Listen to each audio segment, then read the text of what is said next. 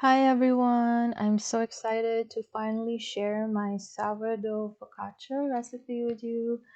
It is one of the easiest breads I've ever made, and if you're thinking about dipping your toast into sourdough baking, this is definitely a great bread to start with. Before we start, I've listed down all the materials and ingredients that you'll need. I wanted this video to be very short and very straightforward, so some key details and specifics will be in my blog.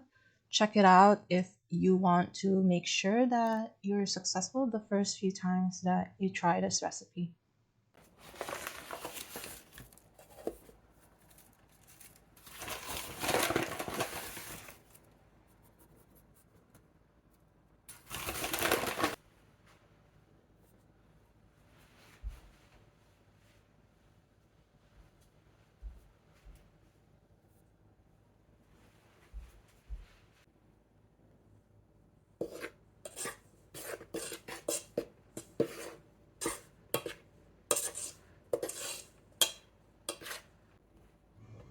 So depending on the flour that you use, the amount of water could vary, and I'll explain more in my blog.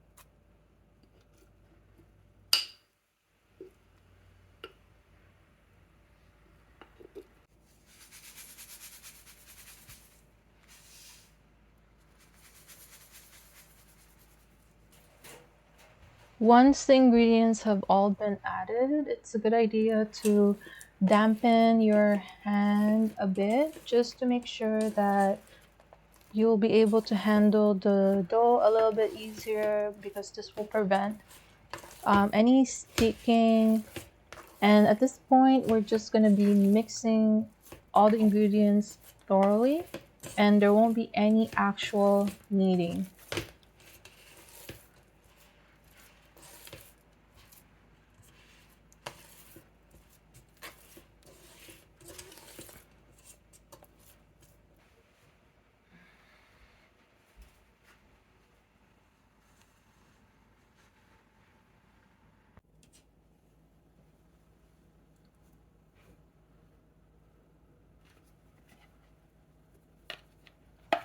It is a good idea to keep your working surface a little bit moist, as well as your tools. So I have a cup of water beside me just so I can dampen my tools or my hands while I'm working with the dough.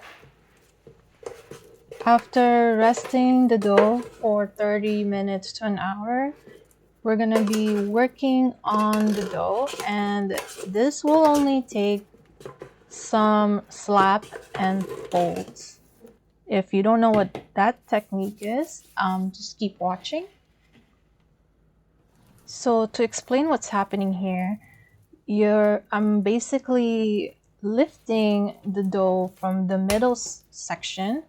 I'm lifting it up so gravity will pull the ends down, and the bottom end, you're just gonna use the surface tension from the counter or surface that you're working on, and you're gonna slap it down, and you're gonna fold the top over. So you're gonna keep doing this until the dough starts to smooth. As you can see, that's what's happening. You see how it's looking all round and cute.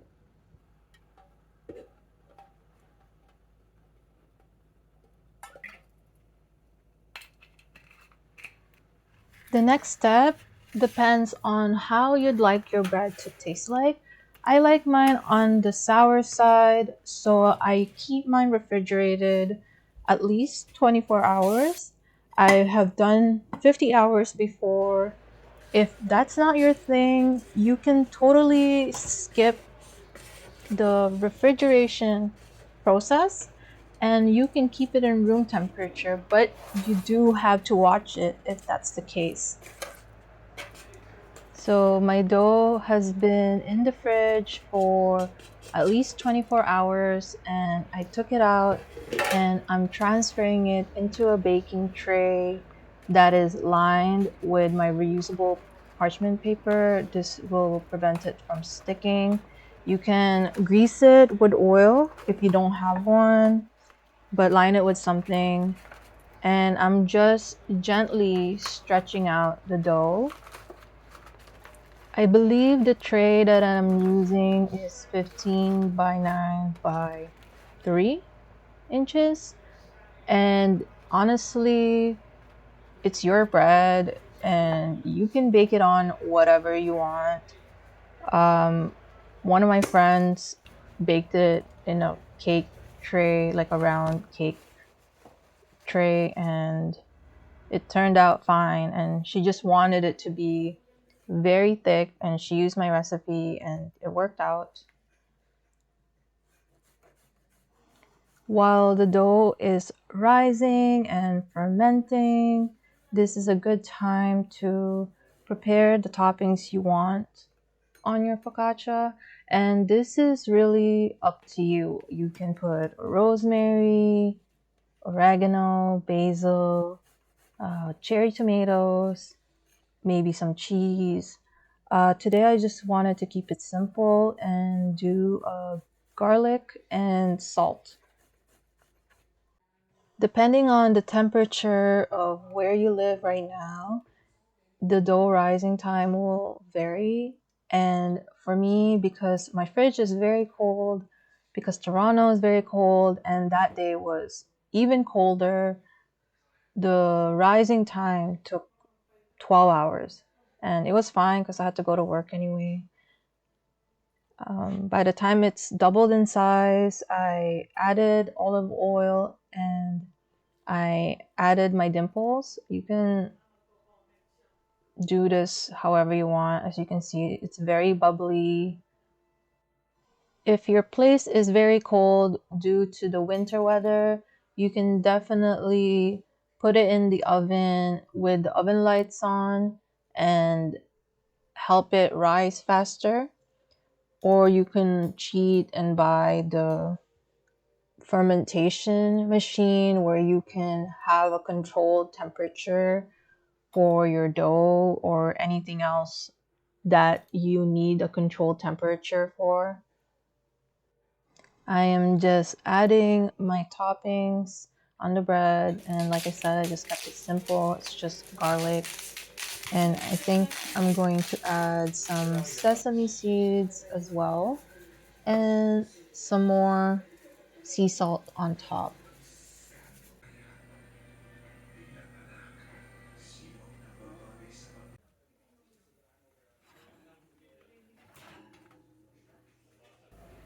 And there you have it, sourdough focaccia. I really hope you enjoy this recipe as much as I do.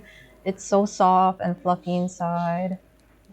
If you do use this recipe, please tag me or let me know. I would love to see it.